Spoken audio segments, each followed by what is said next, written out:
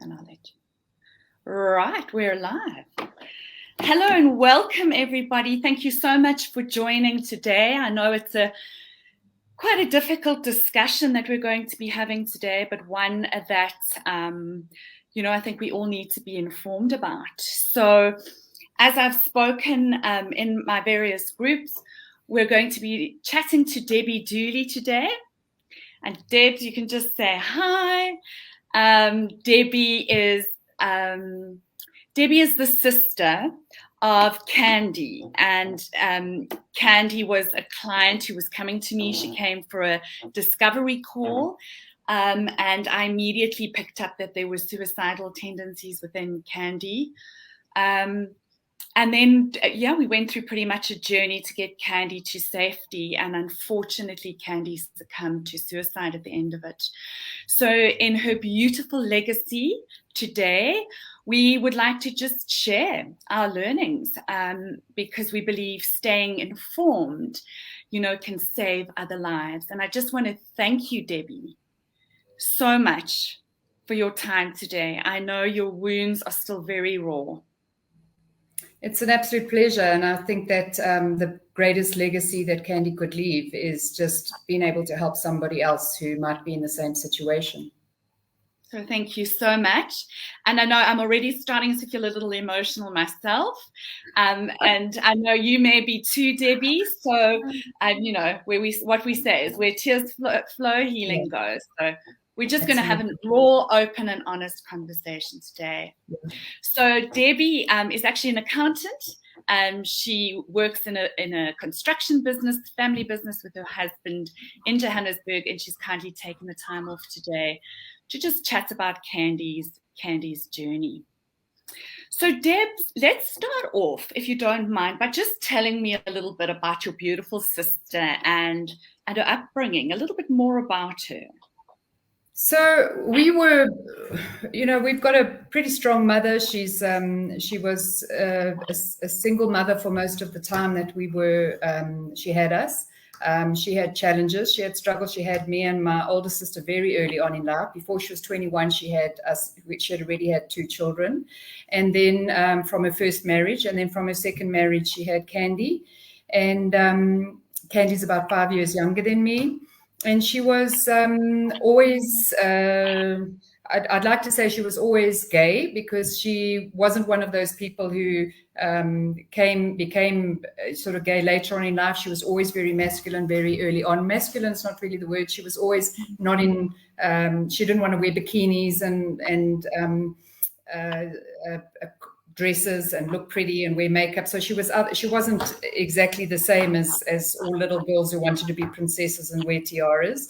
And she had a very, her father was a very difficult man. He was, I would go so far as to say he was a psychopath. And it was early childhood trauma was a reality for her and for ourselves. We lived in a very traumatic environment as children, and certainly for the first, I'd say 5 or 6 years of her life, that she was born into trauma, and she in that very impressive period of her life, it was probably very unpredictable, and it was hard to be a very strong male dominance in the household. Whether that had a play in her eventually choosing to reject males as partners going forward, who knows? But that was the fire that forged us, and that was the fire that forged her. Oh, thank you so much for sharing. So tell us a little bit about Candi's life later in life. I know she was very connected to your mom, and then she found a partner. Do you want to share a little bit more about that? Yeah, so Candi, when she was growing up, she wasn't great at school. It wasn't her natural space. She wasn't studious. She was probably dyslexic. She struggled. Every year was a struggle to get through to the next year. She only basically, she didn't embrace it. I think she embraced the friendships and she embraced the space, but not the actual reason why she was there. And so, she barely limped through with a matric, but then didn't have any idea of what you do with that, where you go with that. And so she always lived with my mom. I'd say that she didn't have a lot of independent living. She didn't use that. Most people will turn 18, leave home, start their own lives. That wasn't her reality. My mom always saw her as the baby child, always saw her as someone who needed more help. And I guess that set up, her dependencies. And then, what does one do? That's you don't reject somebody who you think doesn't actually have that strength to leave. And also my mom was used to having us around because, men were not, she didn't have that stable relationship with a husband. And, we weren't that 9-to-5 family, that traditional 2.2 kids. That wasn't our reality. I went to 7 schools. So that was not our situation. We were a very different family, but my mom was a very strong and very independent woman. And she, my sister just enjoyed that space and she stayed on. And I think that she didn't really think about leaving. I think she was in her 30s before or certainly in late 20s before she met Sherelle, who actually just was much younger than her at the time. She was 12 years younger. So Sherelle had just turned 20 and Candi was already, over 30 when they met. And it was at that time that they then started a relationship and moved to Natal, and there was the umbilical cord there. So she was, she was much older when she started her life, whereas I left home at 18 and I never looked back. So it wasn't a traditional also mother-daughter relationship, I guess. Okay. So what was Candi? What was Candi's job? What was she doing at that time? She always was productive, and she always definitely worked, and she loved animals, and she traveled, and she did all the things that you would traditionally do. She had a job as a manager in a restaurant, in like a very busy keg. It was one of those busy not spur, but like keg type places, and she's always held jobs down. Then she went to Crow and she started working with animals, and that was her calling. But she worked with baby birds and she worked with, injured tortoises. But again, we're talking about a very fragile person now going into a space where she's having to work with injured animals, and it's humans that injured those animals and tortured those animals. Monkeys were coming in and they were burnt by cigarettes, and it was a dreadful place working with injured animals and injured children is not for the faint-hearted. So I think it took a lot out of her. But although she loved working with the animals, that was not, it wasn't healthy space in a lot of ways, because you really do get to see the worst of what a human can do. Yeah, that must have been very, very tough for her. I think it was. Yeah. So she met Sherelle, who straight from moving home, obviously from being with mom, she met Sherelle, and then they actually got married. Am I right? So they didn't initially. They moved to Durban, and Sherelle was a young makeup artist. She was trying to find her way. She was trying to, she actually didn't have a job for a very long period of time. She was really struggling in the industry. It's a very difficult industry to break into. So it took her probably a good, 6-7 years in Natal to actually eventually start to break into that industry. And then she did start to do reasonably well. She became quite popular. She started to have people who recognized her and referred her, and her business started to really thrive in that space. And then she started to gain confidence and really started to come into her own. And at that same time, I think Candi decided, she didn't want to work in those kind of like very stressful environments anymore, and that she would take a more of a back seat and she would stay. And she started making hammocks, selling them at the local markets. And so basically became a market type based business person, so she didn't have to deal with day-to-day stuff. And I think that also becomes part of the problem, because we tend to, when you're extremely anxious or extremely vulnerable or sensitive, you tend to stop doing the things that make you feel uncomfortable, and your world as a result starts to become quite small. And I think that is the beginning of a bit of a cycle that maybe can be quite unhealthy, because we don't want to be uncomfortable because it makes us anxious, so we just do what makes us comfortable, but then it puts us in a very small space, and that space becomes smaller and smaller when you start removing yourself from things that make you anxious and uncomfortable. So it's a little bit of a vicious cycle, but I do think that that's how they kind of started to become as they progressed through those years before, obviously, the tragedy which saw her take her life. But it definitely became an uncomfortable space to go and work with people. So then you don't work with people. It's uncomfortable to work with animals, so you don't do that. It's uncomfortable confrontation, so you avoid it. And that does seem to really make your life a lot smaller. And also not having children. Children take you into schools and churches and all sorts of other places. You don't have those interest groups. You're living in a gay relationship. Gay relationship also keeps you from having the both sides of the yin and the yang, because you don't have the person who says, come swim in the sea and climb the mountain and let's go and watch cricket. You've got a very feminine based kind of life. So it becomes, everything just seemed to really make their lives a whole lot smaller. And then the lack of money. So all those things combined, they were living a very small life, and then no huge incomes, because Sherelle was in a position as a makeup artist to really become extremely successful. I mean, it's a very difficult industry. And then, of course, we get to COVID, and that just was the nail in the coffin to a life that was already becoming quite contracted. And, it just fed into that whole negativity. Absolutely.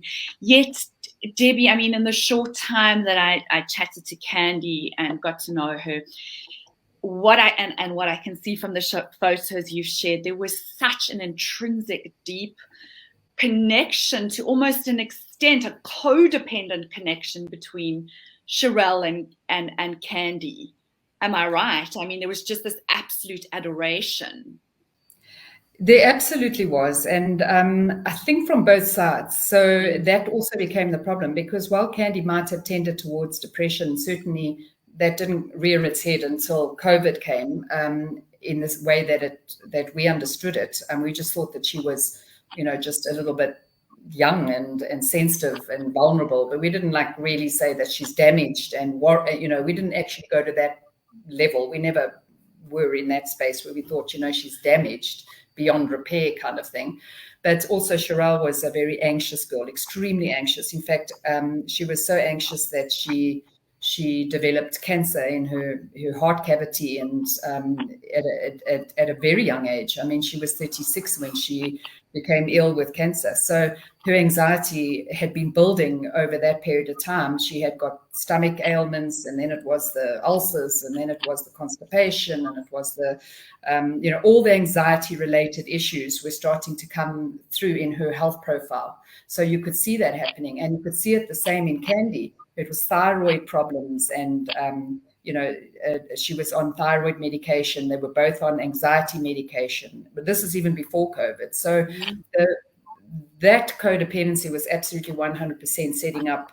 I'd say probably in the last 6 years, definitely get into that space. And they were in that they were around about 30. It was that thing. Well, let's have a kid. Because that then becomes, well, if this is not working, we just do something completely different and it'll start to work. And so I could see the patterns of how it actually goes, that you try to find the next, this will happen, if that happens then, and you try to fill that space and still not dealing with the actual issues, which was the codependency, the deep reliance on each other, and almost to the contracting of the lives. So yeah, that was absolutely 100% the story of them. As it started to become more so as they got older. And so, Debbie, did any of them at any point along their lives? I mean, it sounds like Candi really had trauma from very, very young.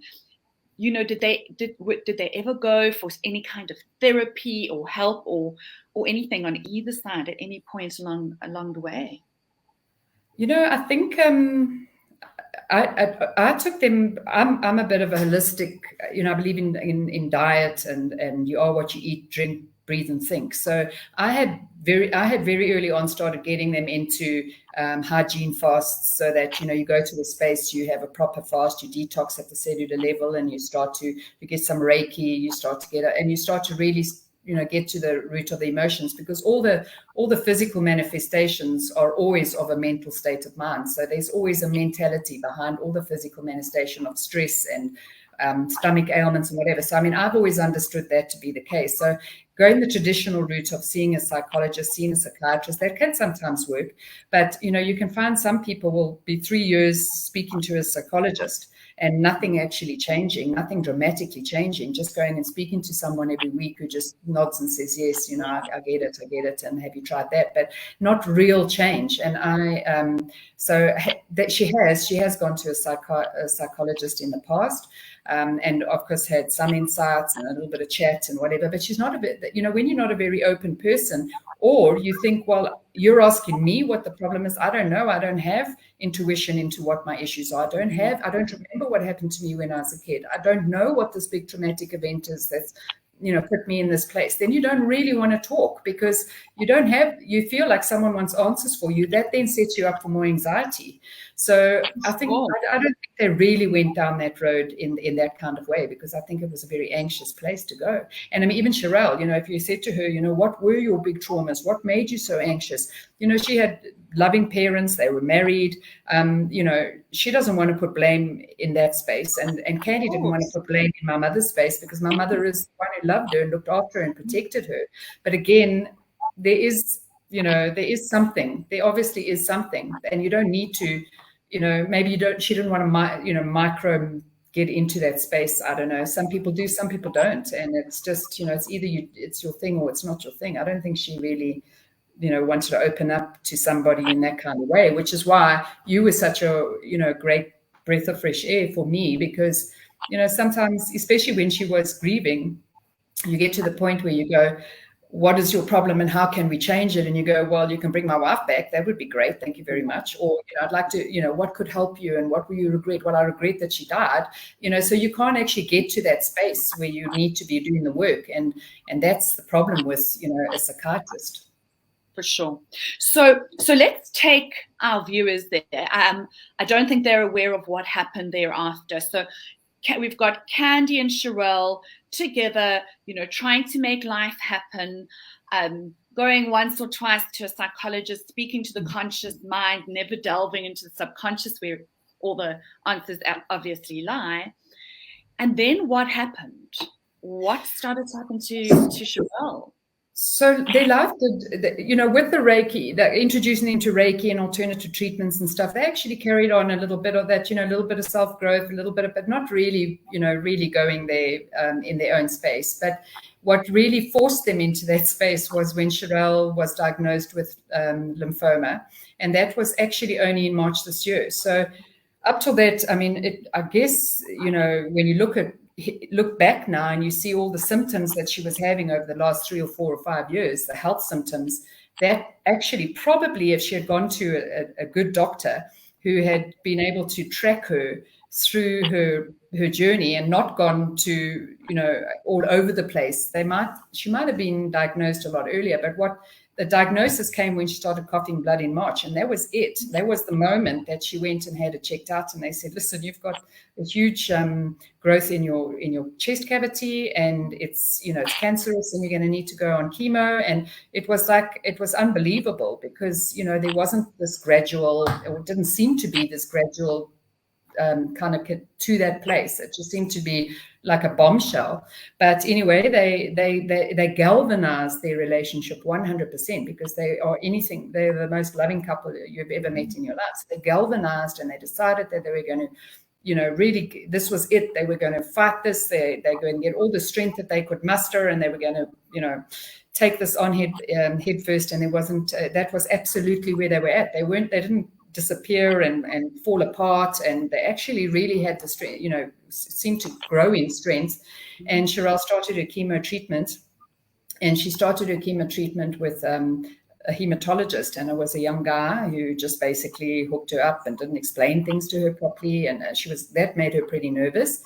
And then she tried to find another oncologist, and she found a woman, and she thought, well, a woman's better for me, and she's more gentle. And this woman had said to her, I'll be there for you, and told her all the right things. And so she carried on the chemo second, third treatment with her. And after every treatment, she really, really struggled. She wasn't, she's a smallish girl. She's petite, and she really took strain. But she kept on being told, you're strong, you'll get through this. This is chemo. They were giving her something called Red Devil, and apparently it's the most kind of the most aggressive chemo treatment you get.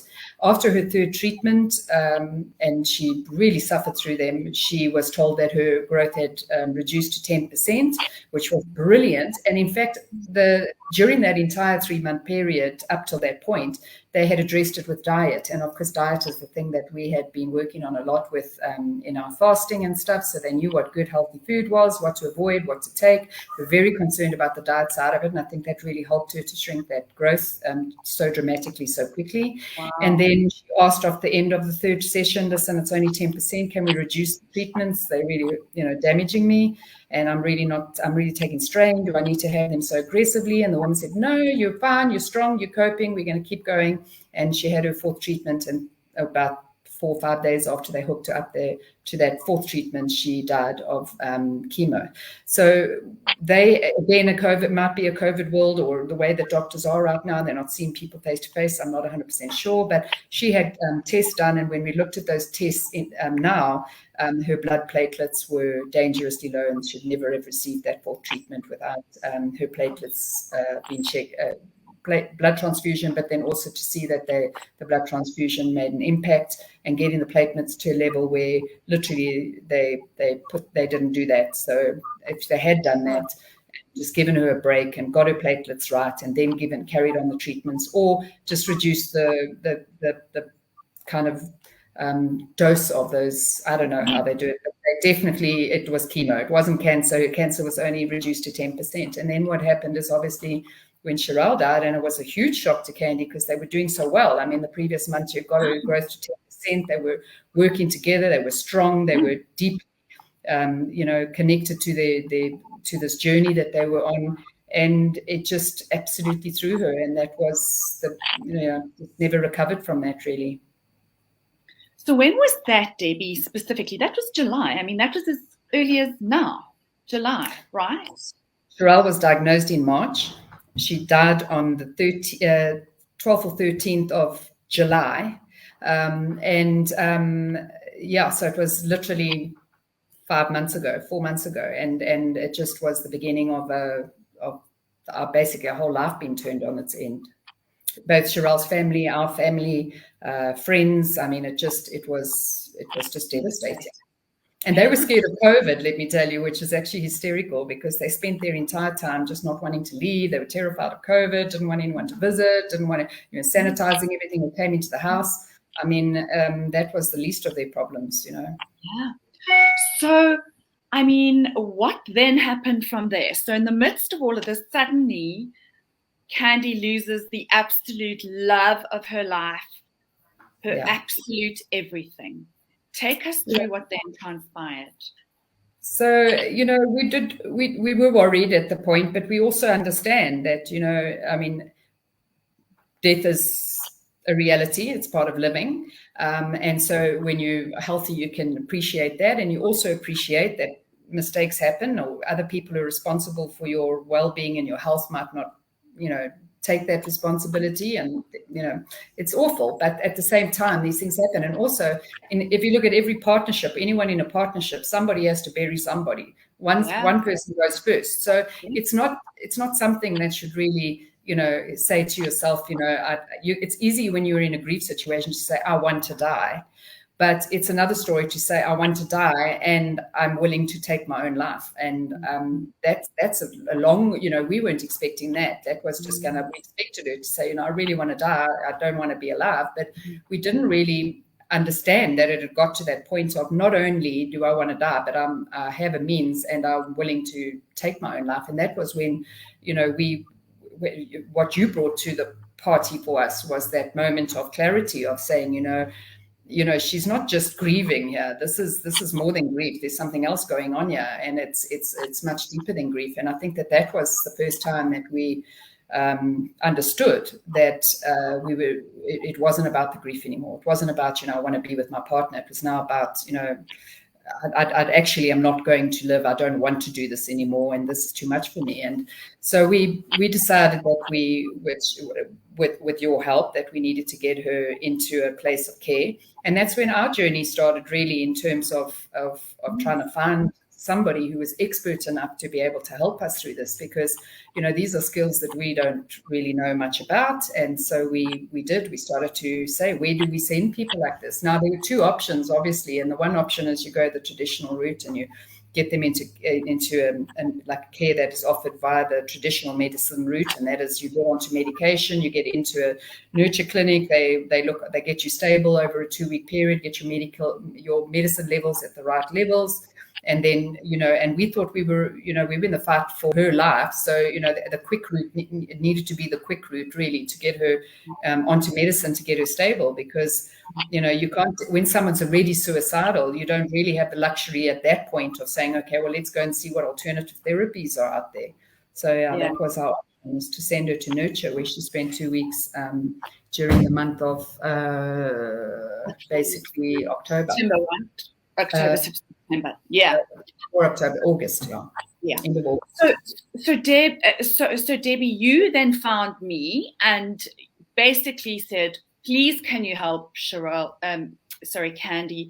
Yeah. She's really depressed. She's lost her wife. Yeah. And then she came to me for a discovery call, and I remember seeing this desperate face on the other side of the screen, and my heart just literally wrenching.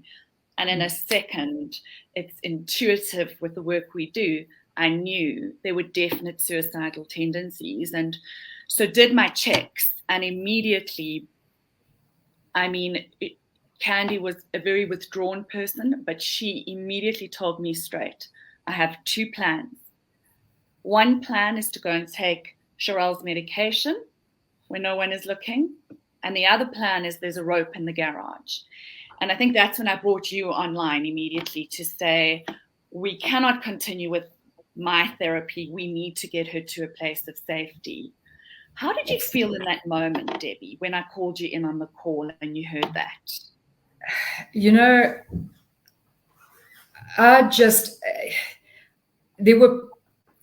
I just actually felt completely out of my depth. At that moment, I just said, I cannot. I've always been the strong sister. I've always been the one who's taken charge. I always manage things, give me the problem and I'll solve it for you.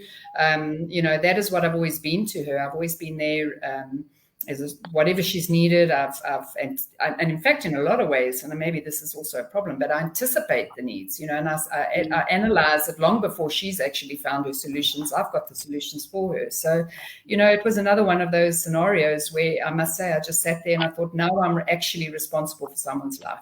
And I felt overwhelmed, because I knew that she struggles to, at that point in her situation, I could see she was struggling to get up in the morning. She was struggling to know what to eat. She was struggling to know, what to sign a piece of paper. I'd left a piece of paper on the desk, and I'd come back a week later and the paper would still be there. And I said, Candi, all you had to do was sign this. And so I knew that it was going to be up to myself and my mom if we were going to save her life. And that was that in that moment, that was overwhelmingly what I thought is, what am I prepared? What are we prepared? What is our sacrifice? Where are our boundaries? What are we prepared to lose to save her life? And where do we go from here? I remember you going, what? I've never had this before. Where do we go? Where do we go? And what do we do? And how do we do it? Because, had it been me or my child, I would have gone the alternative route. I would have gone to a little center in the middle of somewhere like Stanford or New Bethesda, and we would have gently kind of, blah, blah, blah. But that was not, this is not my child. And this is not my, my husband or someone like that. This is an adult person, and they've got to want whatever it is you're offering. They've got to believe in whatever you're offering. They've got to embrace whatever you're offering. And so, how do you make somebody embrace something? So yeah, where do you go? So then I got hold of the doctor, and what then happened? It wasn't very easy to get her directly and quickly into a place of safety. right? It definitely wasn't. And again, it's the COVID scenario that places are full. These youngsters are struggling and suffering. There's people out there all over the place that have lost their way, that have lost their purpose, that have lost their meaning. And now you're trying to find, trying to find a place to go to. And I mean, I must say that we did, they did say that an opening had opened and she went across to this nurture clinic. But the minute she went into the nurture clinic, I mean, again, it's not this, it's I struggle to, I know, and we had this thing because don't call it an institution, but there's nothing soft and lovely about these places. You're sharing a room with a complete stranger. You're already a completely mess. And now you're going into a room with a stranger. This anxiety levels are through the roof. It takes forever to get, they don't see you that day. They're going to see you at 11 the next day. And now there's structure. But at the same time, you haven't got your family. You haven't got your comforts. You're not eating the food you like. You're in strange people. And in fact, when she went there was a bunch of teenagers having a party on the roof, which was just outside her bedroom door, and they were playing very rap music, quieter, and dancing and having a really good time. And she just she sent us this clip and said, this is where I'm at there. So when you get to those places, they don't divide you up into your age groups, into maybe your malady, into your situation or your problem. They're just this like one fit place. You all fit in. This is our, it's a bit like school. This is what we do, and this is where you're going, and this is how we're going to do it. And that also became a very scary place for her. I don't think it ever became a comfortable fit for her at all in the time that she was there. And there was almost just sense, Debbie, I remember you saying that there wasn't much caring going on. It was kind of like, do your thing. We've got these activities, come to these activities, open up. And Candi was like, I'm not doing this. Tell us a little bit about that. So she would send us quite a few messages, and she would say, like, here's this questionnaire that they're asking, and it would be like about, it'd be this thing, and they draw a picture, and, show us on the picture, where is your, et cetera, et cetera. So it would be like, draw a picture, or it would be like, if this represents you, fill in the missing bits. And I don't know, somehow they're supposed to psychoanalyze from that some kind of like, something about her. But she's a grown woman. She's not she wasn't 17 or 18 and discovering, it wasn't exciting for her. It wasn't stimulating. It wasn't, she couldn't see, how it would be helpful. She's told that story so many times. We've told the story about abuse. We've told the story about childhood trauma. We've told the story about lack of security and not feeling safe. So that's not a story that, you keep on telling new people the same story. And the only people gaining anything are the new people, because it's the same story you're telling people time and time again. It's not actually moving anything forward. So yeah, I didn't rate it all that much. And again, then you're sitting in a group and they say, could everybody share? Candi can't even talk in public. She with family, let alone, with a bunch of strangers, she's going to sit there and share her life story. And then you have somebody who's there because they,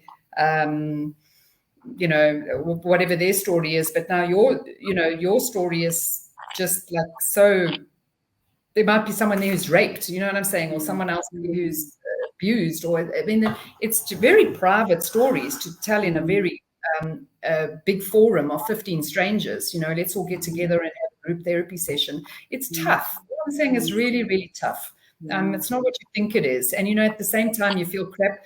They just medicate you, and they medicate you more. And if that's not working, they just medicate you more. So in fact, I don't know they're actually doing the hard work, because half these kids that are there are so medicated. I don't even know if they can actually connect to anything, that might be helpful for them moving forward, because they just medicated into a stupor.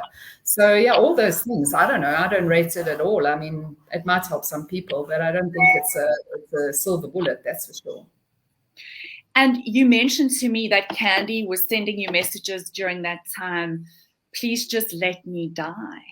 Please let me die. She said, I've tried this. After a week of being there, she said, I've tried this. I'm doing this for you. And that's the whole thing. She was doing it for us. She wasn't doing it for herself. She didn't want to live. She knew that.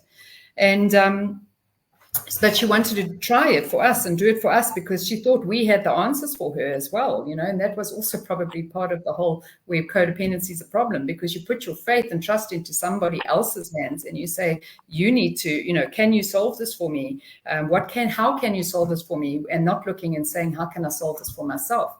So again, in those sessions, but yeah, she did send messages, and they were really about, this isn't working, and I don't know what you think this is going to do for me, but it ain't working. And eventually we just said to her, well, she had the 2 weeks there, and they could have extended the third week, and they said, nah, we won't extend the third week now. You might need it sometime down the line.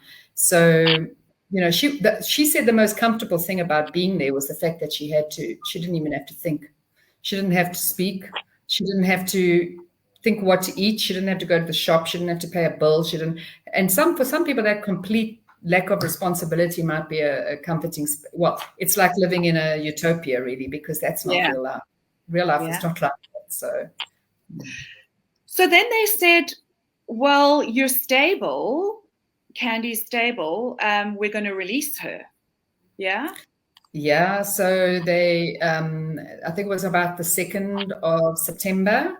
They said, listen, we put her on the meds. She's now, we're happy that she's stable, and you can come and fetch her. And that was the Friday. And 3 weeks later, almost to the day, she committed suicide. And in those 3-week period, she really became worse. She was a lot worse after coming out of that hospital than she was when she went in.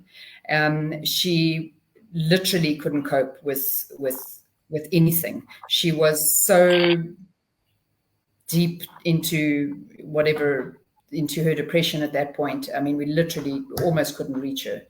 Or I couldn't. I mean, my mom was desperate. My mom was checking up at her in that month. She lived in Belito, staying with her a lot of the time, but also checking in with her if she wasn't staying there. And, we honestly had to rely on the neighbor. The neighbor would send us a message and would say, listen, has the door opened? Is the dog being let out? Has some movement happened in the house? And the neighbor would be saying, well, the door opened or the window opened, or literally it came down to that. The dog is running around the garden. So then we would know that she was okay, that she was, dealing with her stuff. And then the neighbor phoned us or sent a message to us on 2 or 3 occasions saying that she heard the most terrible, wretched, despairing howling coming from the house, which was hard for us to hear. And we just thought, well, she's, that's grief. That's grief. She's really, really, she's in absolute agony. And yeah, that was so hard. And that was with the medicine. And that was, and after that call of saying, she can hear some real bad howling coming from the house, we decided to phone the psychologist. And at that time, we started to go, when is she going to see the psychologist again anyway? And the psychiatrist, by the way, because they were psychologist and psychiatrist. When is she scheduled to see these people? Because we thought it was going to be a weekly thing, and a week had gone by. So we said to Candi, when are your appointments with these ladies that whose care you are now in? And she said, oh, well, let me check the appointment cards. And I have their appointment cards in front of me. And this is the biggest issue I have in my life right now. Both these appointment cards, my sister was dismissed on the 3rd of September.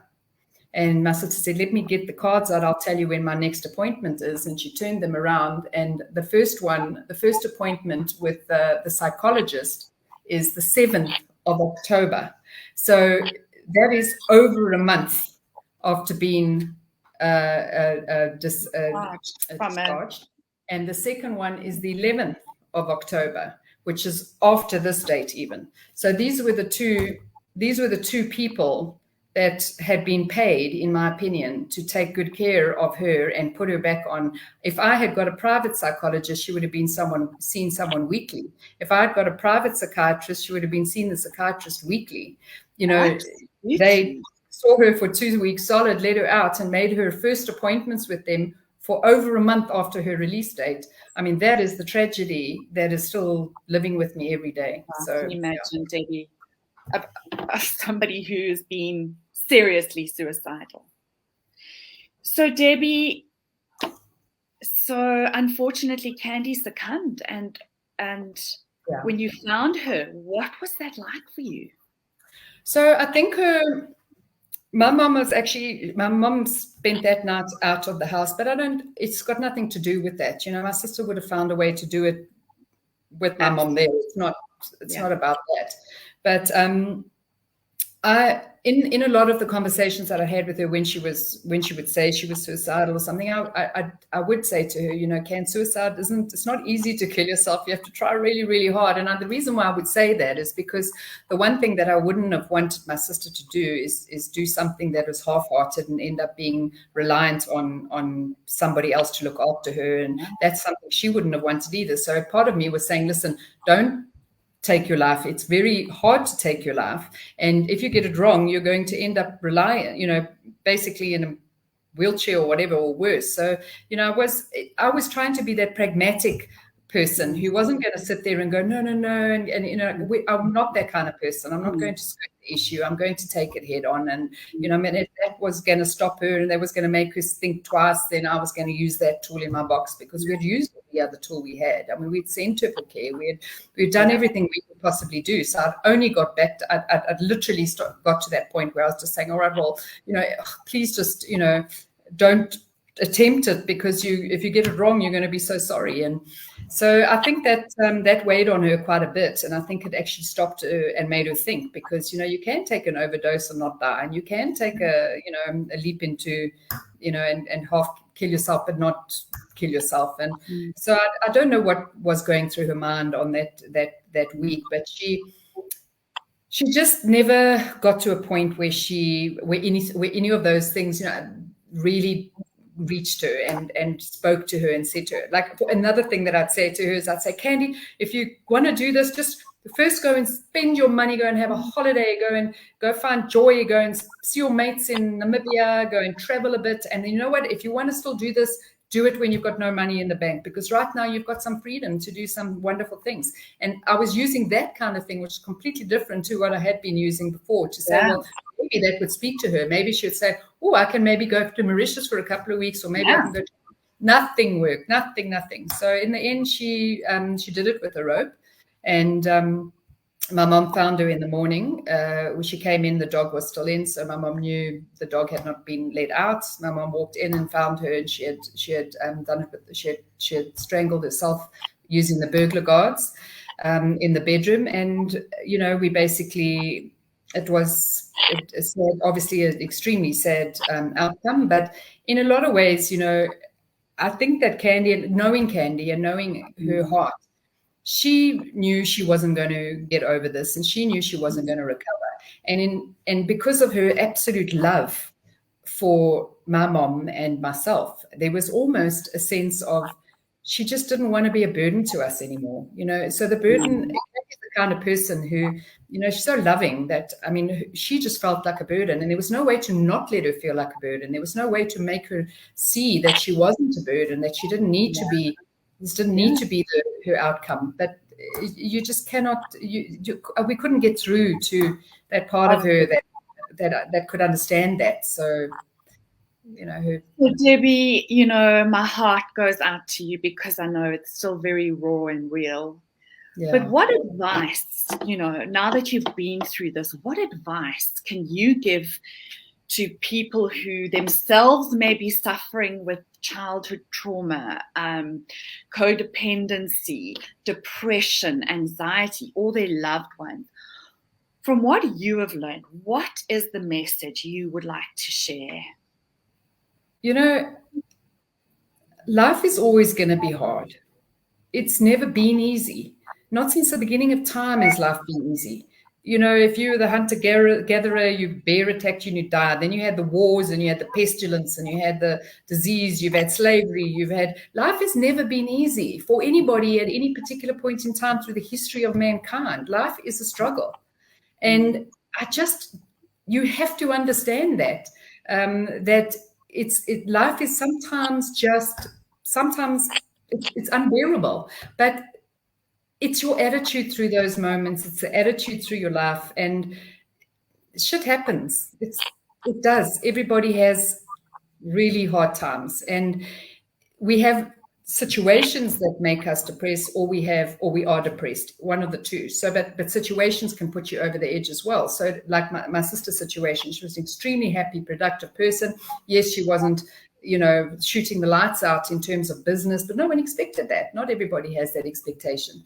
But life is hard, and you have to just roll with the punches. And if you realize that you're not one of those people who are rolling with the punches, your anxiety levels are through the roof, you can't cope with simple things, you surround yourself with only things that make you comfortable, you don't know how to find happiness. I mean, we had many occasions where with the girls, we would do things that were really wonderful, and I expect their response to be, this is awesome. And their response was like, oh, this was cold, or that was, I realized that they actually struggle to find joy.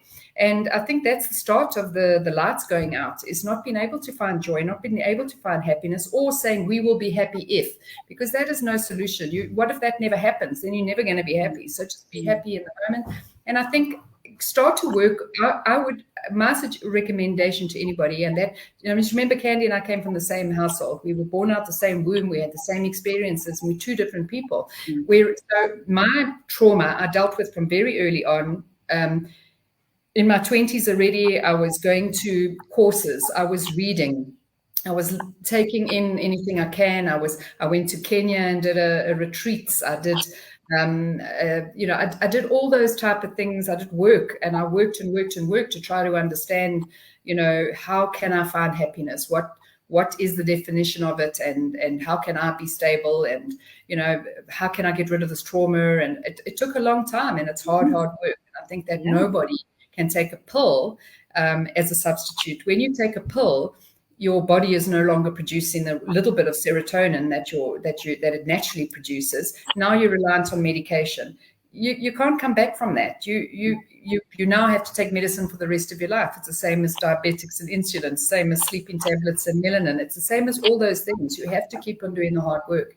So I think that if I had a child in that kind of situation who was really struggling, I wouldn't go the traditional route. Having seen what I've seen and experienced what I've experienced, I really thought that the route to go is via people like yourselves, people who are shooting the lights out in different directions, who are examining different options. I mean, I thought that when Candi went to this nurture care, she would maybe have a brain scan just to see that everything was working right there, or have a little bit of mind mapping, have a little bit of job, kind of see where your aptitude tests lie, to see some other kind of work that they might have been doing there. I really expected it.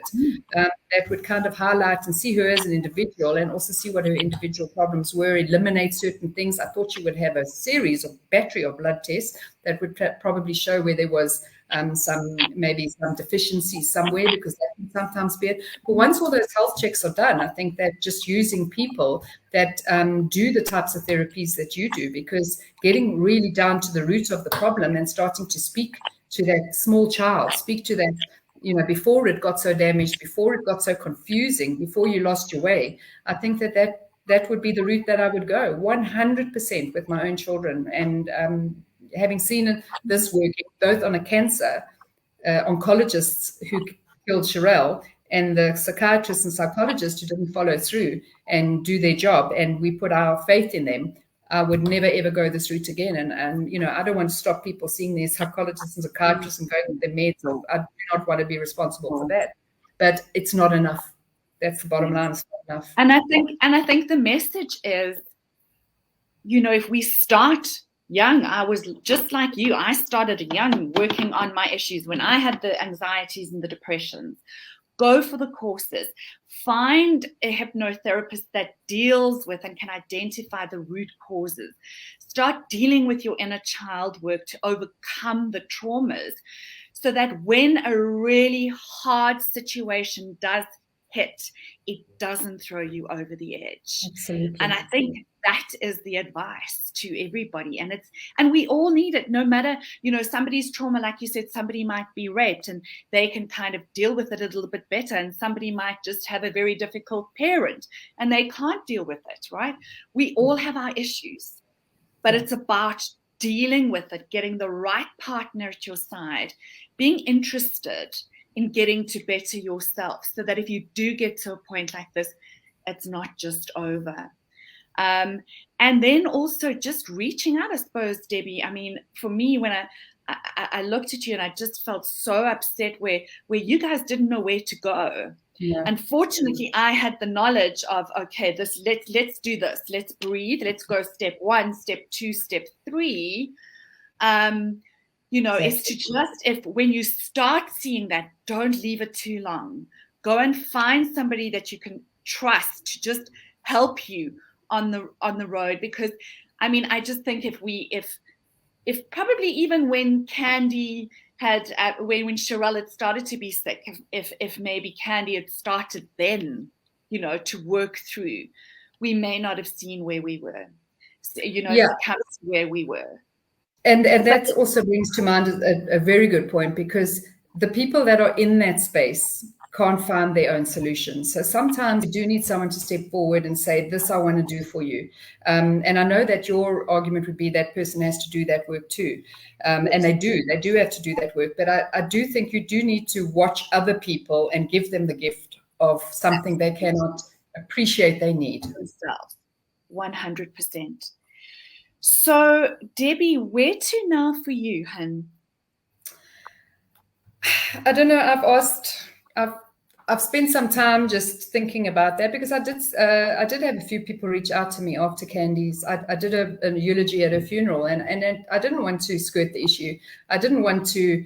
I wanted to be able to address and say this is an opportunity for her friends and for people who know her and for other people who are listening to this, because they are an autistic, interesting bunch of people that are kind of zigging when everyone's zagging. And, I could see that there's, that they did, their friends were not the people that you would expect my friends to be. I've got 3 children. My children go to, went to school. I've got a different kind of setup and different friendship group. Theirs were these single creative people who were just getting by. And it's actually interesting that in that group, there were a lot of very lost people. And it's actually, and probably in a lot of different groups, but in that particular group, there were a lot. And because of COVID, they had been beaten and battered and bruised, and they had no purpose and meaning. They had no incomes. They were questioning their lives. It was very difficult for them, and some didn't have family that they could turn to. And I thought, well, there's so much strain and in this group of people that how can I do a little bit to reach out to them and to say to them, if you need to teach them something from this, that perhaps something good can come out of it. So I did use the opportunity at a eulogy to speak to all of her friends and just say, you've got to, watch your mental health. And I just, at one moment, I did get people come back to me, and 2 or 3 people sent me messages privately. One woman in particular sent me a message and said to me, I'm so depressed, I think I'm going to commit suicide. Another one said, can I stay in her house? Where did she die? It was like, she doesn't have parents. And I thought, well, she wants to do what Candi did, and she thinks that we're going to be there for her the way that we were for Candi. Had someone else come forward and say, Candi, I'm so jealous of Candi that she had you and your mom. And I want, I want to be something in your life now. Those kind of things happen, at least with people. There was a certain lady who also reached out to her. I never knew was depressed at all. She's a very successful lady. If I tell you what she does, she'll know who she is. They'll know who she is, and I won't say. But she's very successful and seems to be coping very well with her life. But she also clearly is incredibly depressed. So fully functional people can be depressed too. People who are making their way in life can still be just only hanging in there, but having constant thoughts of suicide and of death and of not wanting to go through. So, for me, I kind of initially I thought to myself, well, maybe this is where I want to be putting my energies, and this is what I want to be doing. But then, to 1 or 2 of them, I said to them, please don't. I know you're looking for a crutch right now, and I know that you're just trying to find the next tool that will get you through to your next year or your next life or your next partner or your next joy. But I could not even do it with my own sister. I couldn't even save my own sister. Do you know how difficult it is to be that crutch for someone? And that is exactly what I have to connect to now. I had to connect to the fact that when my husband was dying of COVID in hospital, and thank God he didn't die, but he spent 2 weeks on death's door, I was with my sister trying to get her to not commit suicide in Durban. And I neglected, and I've created chasms in my own life, and it asked a lot of me to mentally, emotionally, and physically to be there for Candi when I had other issues. I've got 3 sons who need me, who they need my strength. So I don't know that that is a calling for me. And I admire people like yourself that are able to put the things into 2 different categories, but it's not my journey. My journey is really, it's very sad, but you know, my challenge with mental health and is my dabbling into it. It literally nearly broke me. So I don't know that anybody wants to take that on to that degree. You have to know where your boundaries are, and you need to. For sure. But I suppose guide them in the right direction, Debbie. That's all you can do. Somebody who can be there for you, who you know is going to care for that person and guide them accordingly. Yeah. And you know, to be able to reach out to the right people, the right numbers, etc., to get the help. But absolutely, if you don't have the expertise, if you don't have the training, if you don't have the ability, it's not for you to take on. And I think you've really Lauren, you can do it. You've been trained how to do it properly, and you know how to separate the 2 issues. It's not something. It's not for the faint-hearted. It's not for the faint-hearted. And for me, even Candi's journey has been very emotional for me. Even though, you know, I saw her for a few moments, but it's been very hard. It's been a bitter pill to swallow and see. Sad, just heartbreaking, you know, that when we did what we needed to get her to a place of safety, unfortunately, that didn't even get her there. And you know, my support community of therapists had said to me, we know when a person really wants to do that, nobody can also stop them. Yeah. So it is that need and that desire to get the help, and then to guide them to the right help. And also remember this as well, Lauren, that if I had got involved in my sister's life to the point that I had taken her to alternatives and I'd said to her, we're not going that route, we're going this route. If I had pushed my personal agenda into that space, then I'm responsible for what happened. So the minute you take decisions for other people, you're now responsible for the outcome. It's the same as Sherelle. If I had gone the alternative route and we'd gone and done ozone therapies and IV and all sorts of things, and the outcome was the same, I would not be able to sleep at night.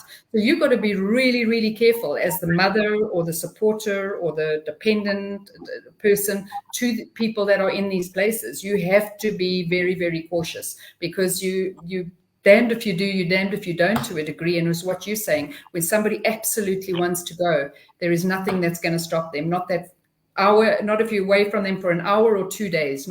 It's irrelevant. It's definitely a state of mind, and it's single-minded. Absolute, and you've got to keep your mental health. You've got to keep yourself safe.